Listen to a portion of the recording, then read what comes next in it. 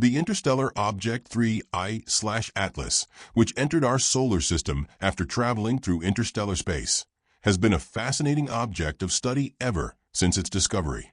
One of the most intriguing aspects of this object is its rotational dynamics and how it behaves as it passes close to the Sun.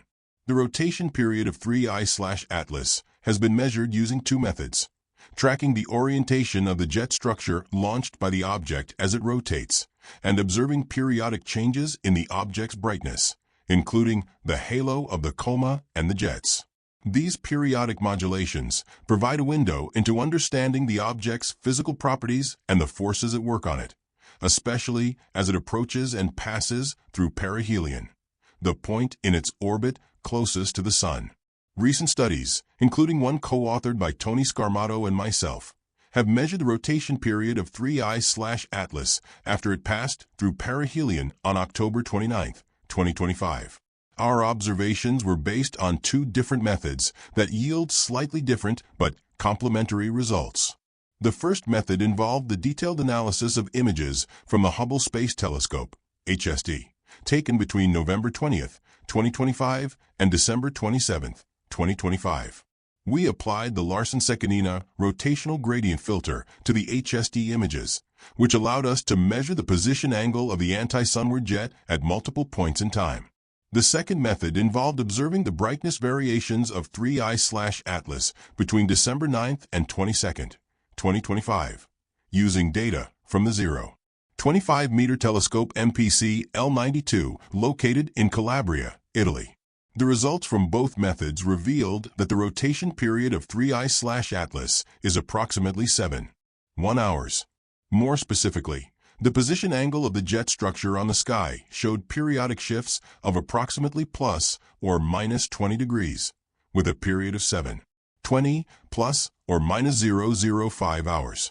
Meanwhile, the brightness variations, a result of the dust and gas emitted by the object, showed periodic changes of about plus or minus 30%, yielding a slightly different period of 7.136 plus or minus 0.001 hours. The slight difference between the two values is likely due to systematics and aliasing, but the combined data suggests that the post-perihelion rotation period is approximately 7.1 hours. This rotation period, which governs the periodic precession of the jet structure around the rotation axis of 3I/Atlas, represents a significant shift compared to pre-perihelion measurements. Prior to perihelion, the object exhibited a rotation period of around 16 to 17 hours, which was inferred from the observed brightness modulation of the object.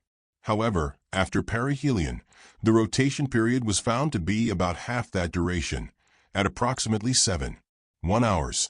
The change in rotation period after perihelion raises several important questions, particularly about the causes behind such a drastic shift.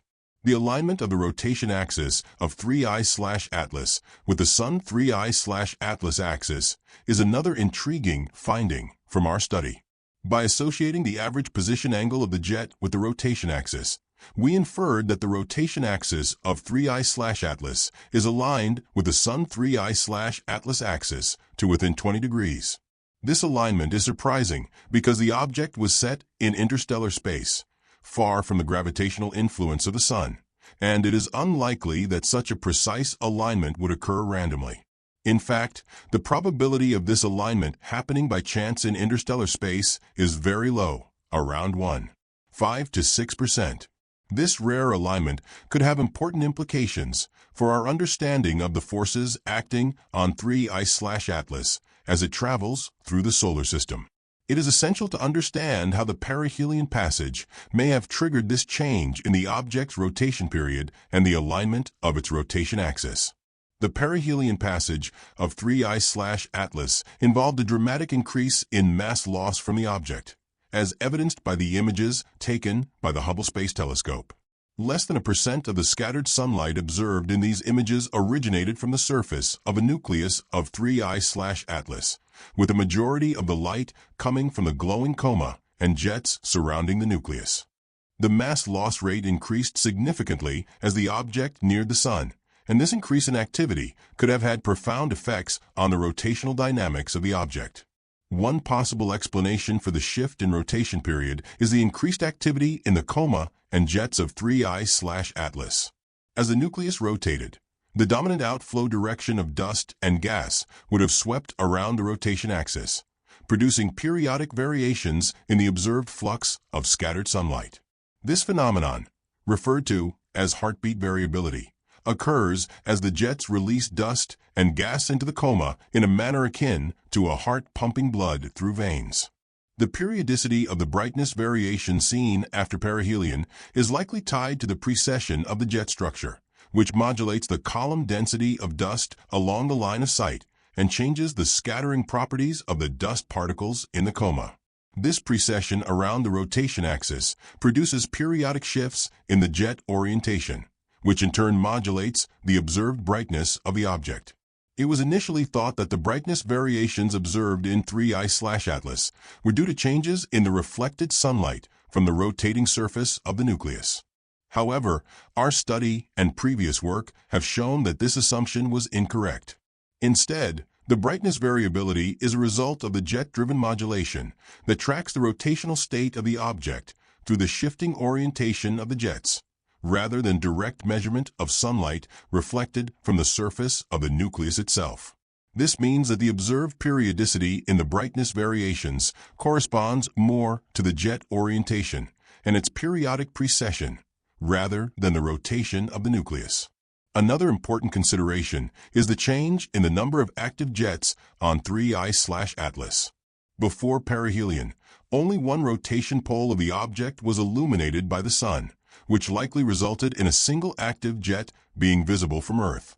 However, after perihelion, both poles of the object were illuminated by the sun, potentially activating two jets that would have been viewed from a different angle. This change in the number of jets could explain the observed doubling of the frequency of brightness modulations, as the precession of the jets becomes more pronounced with the activation of a second jet. The alignment of the rotation axis with the Sun, 3I/Atlas axis, likely facilitated this change, as the Sun's illumination could have triggered additional active regions on the surface of the object.